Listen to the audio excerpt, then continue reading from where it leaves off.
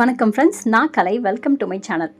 எல்லோரும் எப்போவும் சந்தோஷமாக ஹாப்பியாக இருக்கணும் அப்படின்னு தான் நான் நினைக்கிறேன். இன்றைக்கி இந்த வீடியோவில் எனக்கு நடந்த ப்ராப்ளத்தில் இருந்து நான் வெளியில் வந்துட்டேன், எல்லா பிரச்சனையும் சரியாயிடுச்சு அப்படின்னு நினச்சிட்டு நான் ரிவ்யூ போனப்போ டாக்டர் சொன்ன ஒரு ஷாக்கிங்கான விஷயம் என்ன, அதை கேட்டதுக்கப்புறமா நான் எப்படி என்னோடய லைஃப் ஸ்டைலையும் என்னோடய ஹெல்த்தையும் எப்படி பார்த்துக்கிறதுக்கு என்னென்ன மாதிரியான முடிவெல்லாம் எடுத்தேன் அப்படிங்கிறது தான் இந்த வீடியோவில் நீங்கள் பார்க்க போகிறீங்க. வீடியோவை ஃபுல்லாக ஸ்கிப் பண்ணாமல் பார்த்தீங்கன்னா இந்த வீடியோ கண்டிப்பாக டெய்லரிங் பண்ணுற உங்களுக்கும் யூஸ்ஃபுல்லாக இருக்கும்னு நான் நினைக்கிறேன். வீடியோக்குள்ளே போகலாம். அதுக்கப்புறம் ரிவ்யூஸ் எல்லாம் போகும்போது தான் டாக்டர் சொல்கிறாங்க, ஒரு சிலருக்கு கையை எடுக்கிற மாதிரி எல்லாம் இந்த மாதிரி வரும்போது சூழ்நிலை ஆகிடுமா.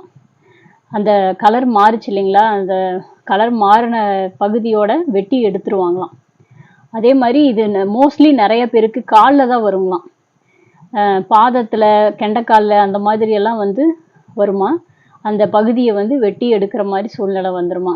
பட் உங்களுக்கு கடவுளோட அருளால் ஃபாஸ்ட்டாக ரெக்கவர் ஆயிடுச்சு, சரியாயிட்டீங்க. அதுக்கே நீங்கள் ரொம்ப கடவுளுக்கு நன்றி சொல்லணும்னு சொல்லிட்டு எனக்கு ட்ரீட்மெண்ட் பண்ண அந்த டாக்டர் சொன்னார். அப்போ தான் ரொம்ப ஷாக்கிங்காக இருந்தது. நான் கூட இது சரி ஓகே, இது ஏதோ போனோம் வந்தோம் ட்ரீட்மெண்ட் பார்த்தோம் சரியாயிட்டோம், ஓகே இனி நம்ம நார்மலாக அப்படின்னு நினைக்கும் போது பார்த்தீங்கன்னா, இப்போ இந்த மாதிரி டாக்டர் சொல்லும்போது இன்னும் ஐயோ அந்தளவுக்கு நல்ல வேலை போகாமல் போச்சு, ஓகே சந்தோஷம்தான், பரவாயில்ல நம்ம சரியாயிட்டோம்னு சொல்லிட்டு.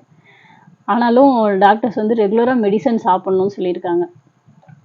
ரெகுலராக மெடிசன் கிட்டத்தட்ட இப்போது ரிவ்யூ டூ டைம்ஸ் போயிட்டு வந்துட்டேன். இன்னுமே 1 இயர் மெடிசன் சாப்பிட்ணுன்னு சொல்லியிருக்காங்க. அந்த பிளட் தின்னர் மாதிரியான டேப்லெட்ஸ் எழுதியிருக்காங்க.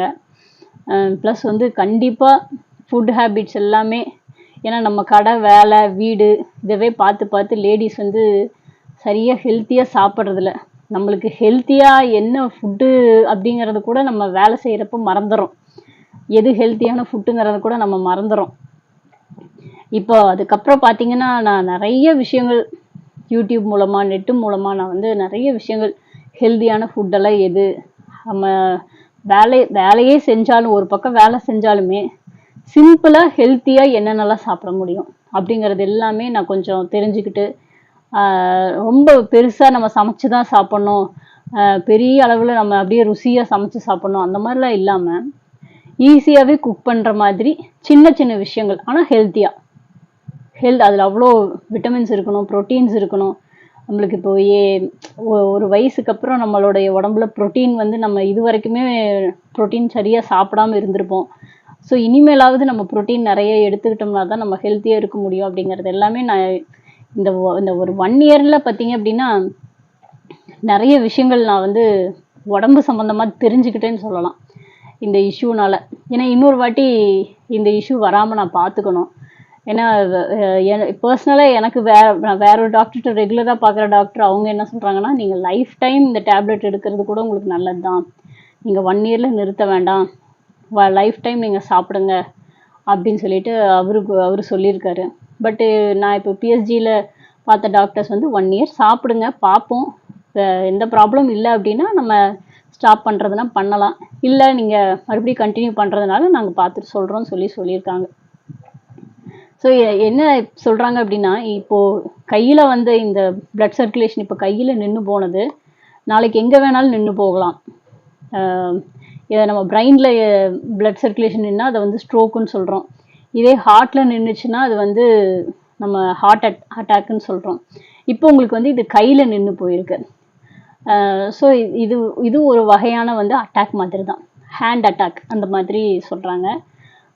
இதுக்கு பேர் லிம்ப் இஸ்கீமியா, ஞாபகம் வந்துச்சு, லிம்ப் இஸ்கீமியா அப்படிங்கிறது இதனுடைய பேர் அப்படின்னு சொல்லிட்டு சொல்கிறாங்க. ஸோ கண்டிப்பாக இந்த வீடியோ பார்க்குற எல்லா லேடிஸ், நிறைய பேர் லேடிஸ் பார்ப்பீங்க, கண்டிப்பாக ஹெல்த்தியாக சாப்பிடுங்க. ஏனோ தானோன்னு சாப்பிடாம, மிச்சம் வச்சதெல்லாம் சாப்பிடாம, முடிஞ்ச வரைக்கும் இந்த கார்போஹைட்ரேட்டோட அளவை கம்மி பண்ணுங்கள். சாப்பிடவே வேண்டான்னு சொல்லலை, பட் அதனுடைய அளவை குறைச்சிட்டு நிறைய இந்த ப்ரோட்டீன், ஃபைபர் இருக்கிற ஃபுட்ஸ் நிறைய சாப்பிடுங்க. அந்த மாதிரி சாப்பிட்டிங்கன்னா நம்மளுக்கு வர்ற நிறைய ஹெல்த் இஷ்யூஸை நம்ம கம்மி பண்ண முடியும்.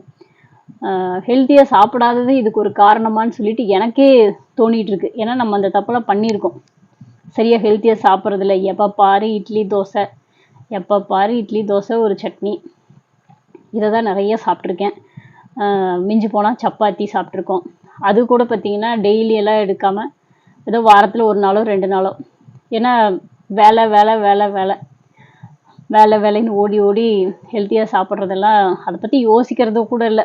எது கிடைக்குதோ சாப்பிட்டு வேலையை பார்க்கலாம் அப்படின்னு யோசிச்சதனுடைய விளைவாக கூட இருக்கலாம் அப்படின்னு எனக்குள்ளேயே என்ன நானே நிறைய வாட்டி கேட்டுக்கிட்டேன். ஸோ இதெல்லாம் தான் நடந்துச்சு. ஸோ நான் என்னை ஓரளவுக்கு நான் இப்போ சரி பண்ணியிருக்கேன். பட் ஆனால் இப்போது வேலையும் பார்க்க வேண்டிய சூழ்நிலையாக தான் இருக்குது. நம்ம டோட்டலாக நம்ம இதிலேருந்து வெளியில் வந்துட்டு நம்ம வெறும் ஹெல்த்தியாக மட்டுமே சாப்பிட்டுட்டு நம்ம வீட்டிலையே சமைச்சு ஹெல்த்தியாக சாப்பிட்டுக்கிட்டே இருக்கலாம் அப்படிங்கிற சூழ்நிலையும் இல்லை. நம்ம கடையில் வேலையும் பார்க்க வேண்டியதாக இருக்குது. ஸோ எல்லாத்தையும் மேனேஜ் பண்ணுறது கொஞ்சம் கஷ்டமாக தான் இருக்குது. பட் இருந்தாலும் எல்லாத்தையும் மீறி மேனேஜ் பண்ணுவேன் அப்படிங்கிற நம்பிக்கையில் தான் இருக்கேன். ஸோ நான் இதான் வீடியோஸ் எல்லாம் போடுறதுக்கெல்லாம் சுத்தமாக டைமே இல்லை. அதை பற்றி யோசிக்க கூட டைம் இல்லாமல் போயிடுச்சு. பட் இப்போது கொஞ்சம் கடைக்கு வர ஆரம்பிச்சிருக்கேன். ஏன்னா இப்போ கொஞ்சம் ஃபுட்ஸ் எல்லாமே கரெக்டாக சாப்பிட்றதுனால கொஞ்சம் ஹெல்த்தியாக இருக்கிற மாதிரி நானே ஃபீல் பண்ணுறேன். கொஞ்சம் வெயிட் லாஸும் பண்ணியிருக்கேன். ஃபஸ்ட்டு பார்த்திங்கன்னா 84 பக்கம் இருந்தேன். இப்போ வந்து நான் சொன்ன மாதிரி அந்த டைமில் ரெகுலராக வாக்கிங்கெல்லாம் போனேன். வாக்கிங்கெல்லாம் போயிட்டு கொஞ்சம் வெயிட் லாஸ் பண்ணியே ஆகணும் அப்படின்னு சொல்லிட்டு நானே நினச்சிக்கிட்டேன். நம்ம கொஞ்சம் வெயிட் லாஸ் பண்ணால் நம்மளோட நிறைய பிரச்சனைகள் சரியாகும் அப்படின்னு எனக்கே தோண ஆரம்பிச்சு நான் வந்து வெயிட் லாஸ் பண்ணணும்னு நினச்சேன். ஃபுட்டு ஹேபிட்டை மாற்றிட்டு வாக்கிங் ரெகுலராக போக ஆரம்பித்தேன். ஆனால் இப்போ கடைக்கு வர ஆரம்பித்ததுக்கப்புறம் வாக்கிங் போகிறதுக்கு எனக்கு சுத்தமாக டைம்லாம் போச்சு. ஆல்மோஸ்ட் இப்போ நான் ஒரு 76 kg வந்துட்டேன். கிட்டத்தட்ட ஒரு 7 to 8 kg பக்கம் குறைச்சிட்டேன். இருந்தாலும் நம்ம இப்போ மோஸ்ட்லி டயட்டில் தான் நிறைய குறைக்க முடியும். எக்ஸசைஸை விட டயட்டு கரெக்டாக ஃபாலோ பண்ணாலே நம்ம வந்து வெயிட் லாஸ் கண்டிப்பாக நடக்கும்னு எனக்கு தெரியும். ஸோ அதனால் நான் வந்து இப்போ டயட்டில் மட்டுமே தான் ஃபாலோ பண்ணிகிட்ருக்கேன். இதே வெயிட்டு மெயின்டைன் பண்ணாலும் பரவாயில்ல, பட் இதை விட ஏற விடாமல் பார்த்துக்கணும். இதை விட குறைஞ்சா கூட தேவலை தான் அப்படின்ற மாதிரி மனநிலையில் தான் இருக்கேன். ஸோ இப்படி தான் போயிட்டுருக்கு. எனக்கு ஒரு ஹெல்ப் என்னென்னா, இப்போது இங்கே சிங்காநல்லூர் சைடு யாராவது டெய்லர்ஸ் யாராவது இருக்கீங்க, லேடிஸ், முக்கியமாக லேடிஸ் தான் வேணும். தீபாவளி டைம் ஆனதுனால வேலைக்கு கண்டிப்பாக ஒரு ஆள் தேவைப்படுறாங்க. வேலை தெரிஞ்சவங்க, ப்ளவுஸ், சுடிதார், சாரி, ஃபாலு, ஓர் அடிக்கிறவங்க யாராவது இருக்கீங்க அப்படின்னா கண்டிப்பாக காண்டாக்ட் பண்ணுங்கள். கமெண்ட்டில் கூட போடுங்க, நான் பார்க்குறேன். நீங்கள் சேனலுக்குள்ளே போய் பார்த்தீங்கன்னா காண்டாக்ட் நம்பரெல்லாம் இருக்குது. அது பார்த்துட்டு நீங்கள் கூப்பிடுங்க. இங்கே சிங்காநல்லூர் சைடில் இருந்தீங்க அப்படின்னா உங்களுக்கு வந்து போகிறதுக்கு பக்கமாக இருக்குது அப்படின்னா நீங்கள் வந்து தாராளமாக காண்டாக்ட் பண்ணலாம். நீங்கள் நல்லா வேலை செய்கிறீங்க அப்படின்னா நம்ம அப்படியே கண்டினியூவாக வேலை கொடுக்கலாம். எனக்கும் நிறைய வெளியிலலாம் ஆர்டர்ஸ் வாங்கி பண்ணணும் அப்படின்ற ஆசை இருக்குது. பட் இப்போதைக்கு இங்கே பக்கத்தில் தான் பண்ணிகிட்ருக்கேன். நம்ம ஒரே ஆள் இருந்துட்டு நம்ம எல்லாத்தையும் இந்த மாதிரி ஒரு ஹெல்த் இஷ்யூவும் இருக்கிற பட்சத்தில், அதை தாண்டி வந்த பட்சத்தில் நம்ம ஒரே ஆள் எல்லாத்தையுமே செய்கிறது கொஞ்சம் கஷ்டம். ஆள் இருக்கிறாங்க அப்படின்னா நம்ம நம்பிக்கையாக தைரியமாக நம்ம வெளியிலேருந்து ஆர்டர்ஸ் எடுத்து நம்ம பண்ணலாம். ஸோ அதுக்கு பண்ணுறதுக்கு உண்டான திறமையெல்லாம் என்கிட்ட இருக்குது, இல்லாமல் இல்லை. பட்டு நம்ம ஹெல்த்தை பார்க்கணுங்கிறதுனால இப்போ ஒரு ஆள் இருந்தாங்கன்னா நம்ம கட்டிங் பண்ணி கொடுக்கலாம், அவங்களுக்கு எல்லாமே நம்ம சொல்லி கொடுக்கலாம், அவங்க பண்ணுவாங்க, நம்மளுக்கு ஹெல்ப்புக்கு இருப்பாங்க. ஸோ நம்மளுக்கு இன்னும் கொஞ்சம் நம்மளுக்கு தைரியமாக இருக்கும். பட் நம்ம ஒரே ஆளே வந்து நம்ம ஃபுல்லாக அலையிறதுங்கிறது அது ரொம்ப கஷ்டமான விஷயம். அது நம்ம மறுபடியும் நம்ம ஹெல்த்தை நம்மளே கெடுத்துக்கிற மாதிரி ஒரு சூழ்நிலை உருவாக்கிடும்.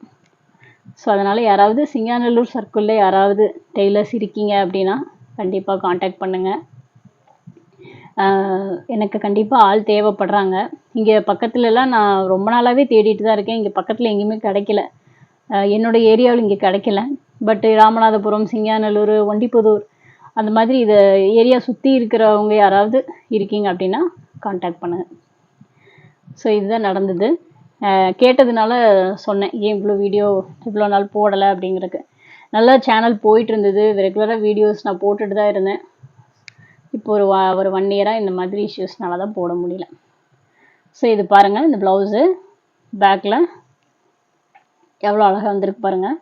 செல்ஃப் பைப்பிங் வச்சதுனால நல்ல நீட் ஃபினிஷிங்காக இருக்குது.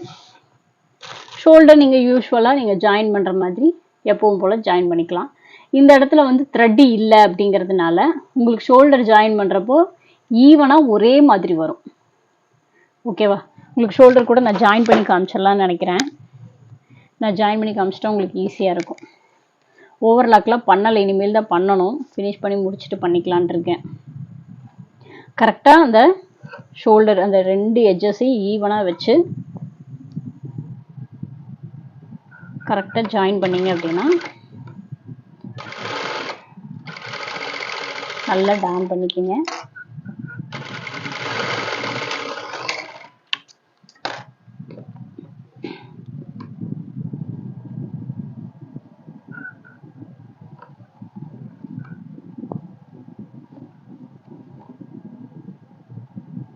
த்ரெட் பைப்பிங்கில் இது ஒரு மெத்தடு, ரொம்ப ஈஸியான மெத்தடு. தாராளமாக பிகினர்ஸ் கூட ட்ரை பண்ணலாம், பயப்படாமல் பண்ணுங்க.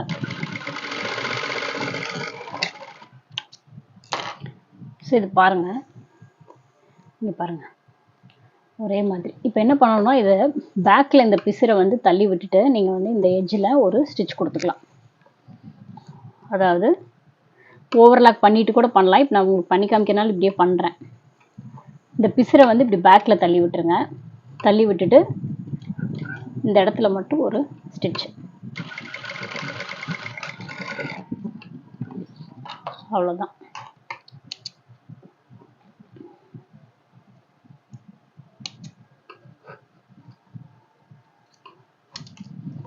அதே மாதிரி இந்த இடத்துலையும் பேக் சைடில் பிசிரை தள்ளி விட்டுருங்க.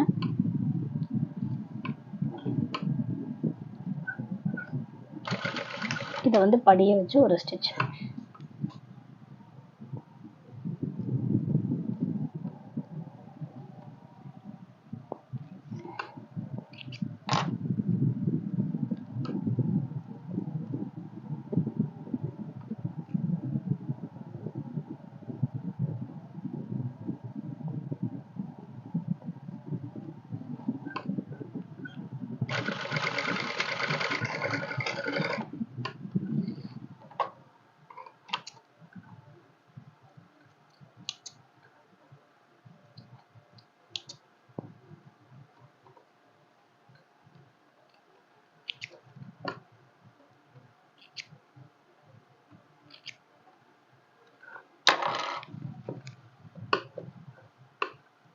ஸோ இது பாருங்கள், அவ்வளோதான்.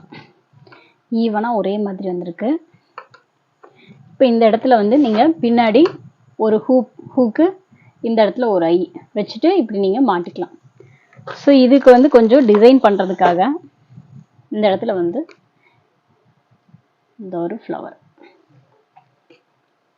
இப்படி வச்சிட்டோம்னா ரொம்ப அழகாக இருக்கும் பார்க்குறக்கு. வச்சு காட்டுறேன்.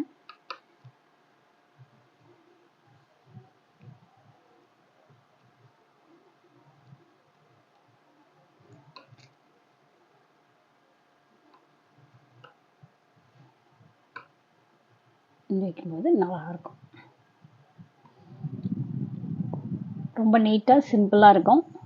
பட் ஆனால் பார்க்குறக்கு ரொம்ப அழகான ஒரு டிசைன் தான். ஸோ கண்டிப்பாக நீங்களும் இந்த மாதிரி ட்ரை பண்ணுங்கள். இதில் பட்டன் ஹவுஸ்லாம் கண்டிப்பாக இந்த மாதிரி கிடைக்கும், கலர் கலராக கிடைக்கும். கோல்டு வாங்கி வச்சிட்டிங்கன்னா நிறைய விதமாக இதை யூஸ் பண்ணலாம். ஸ்லீவ்ஸில் வச்சுக்கலாம், இந்த மாதிரி பேக் நெக்கில் இந்த மாதிரி கூட வச்சுக்கலாம். ஜஸ்ட்டு நம்ம நார்மல் நீடில் த்ரெட் போட்டு இந்த இடத்த வச்சு அப்படியே நீங்கள் ஸ்டிச் பண்ணி விட்டுக்கலாம். அப்படியே ஒரு 3D எஃபெக்டில் இந்த ரோஸ் வந்து இந்த மாதிரி இருக்கும். ஸோ இந்த வீடியோ உங்களுக்கு கண்டிப்பாக பிடிச்சிருக்குன்னு நான் நினைக்கிறேன். வீடியோ பிடிச்சிருந்தா கண்டிப்பாக சேனலுக்கு சப்ஸ்கிரைப் பண்ணுங்கள், வீடியோவுக்கு லைக் பண்ணுங்கள். உங்கள் ஃப்ரெண்ட்ஸ் யாருக்காவது டெய்லரிங் ரிலேட்டடான வீடியோஸ் பிடிக்கும் அப்படின்னா அவங்களுக்கும் ஷேர் பண்ணுங்கள். ஸோ தேங்க்ஸ் ஃபார் வாட்சிங் ஃப்ரெண்ட்ஸ். பாய்.